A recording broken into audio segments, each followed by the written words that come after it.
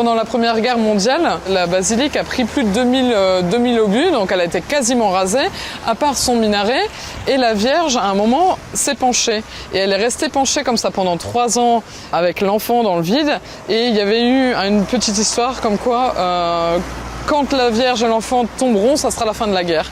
Et effectivement, en 1918, la Vierge est tombée, la guerre était finie. Salut Brut, c'est Julie Jacquard, je suis peintre restauratrice. Nous sommes à Notre-Dame de Brebières, à Albert, dans la Somme.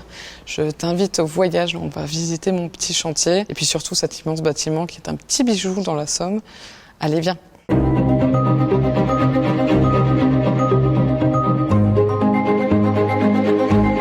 On a une basilique qui a été faite fin 19e, qui a été démolie après la Première Guerre, qui a été reconstruite, mais ça a gardé son identité. La basilique a été refaite à neuf, à l'identique.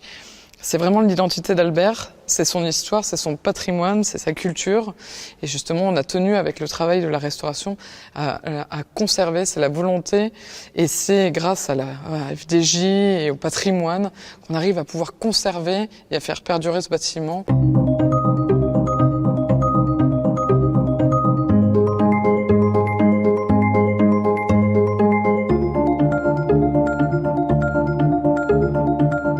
Avec le partenariat de la FDJ, on a pu faire un premier travail sur un mur entier qui va nous servir de test pour toute la basilique et la suite des travaux.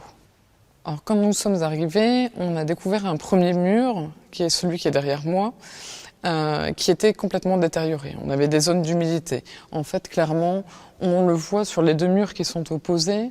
On a sur les hauteurs des infiltrations d'eau qui ont complètement enlevé les décors, qui ont fait tomber les plâtres, qui ont abîmé la pierre. Notre travail, c'est vraiment d'arriver au moment où ça commence à se dégrader, d'arrêter la dégradation, de conserver tout ce qu'on peut conserver et de réintégrer les parties manquantes de manière à faire en sorte que notre travail s'inclue dans ce qui est déjà existant. Pour les techniques employées, on s'est rapproché de la technique originelle, c'est-à-dire qu'on a bien compris les matériaux.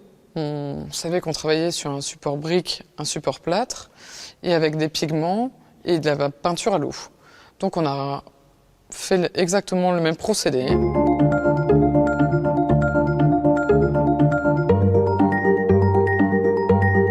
C'est une sacrée ouverture d'esprit, ce bâtiment. Pour l'époque, vouloir mélanger des styles dans un lieu catholique comme ça, je trouve que c'est excessivement avant-gardiste. Dans le style, on a quelque chose de néo-byzantin. En plus de ça, on a les formes d'arcs, par exemple, qui sont repris dans toutes les mosquées. Tout ce mélange méditerranéen qui se fait justement à Albert, dans les Hauts-de-France. C'est absolument particulier, c'est fantastique. C'est un beau petit bijou qu'on a dans notre patrimoine, dans notre culture, qu'on veut absolument préserver, garder et montrer à absolument tout le monde.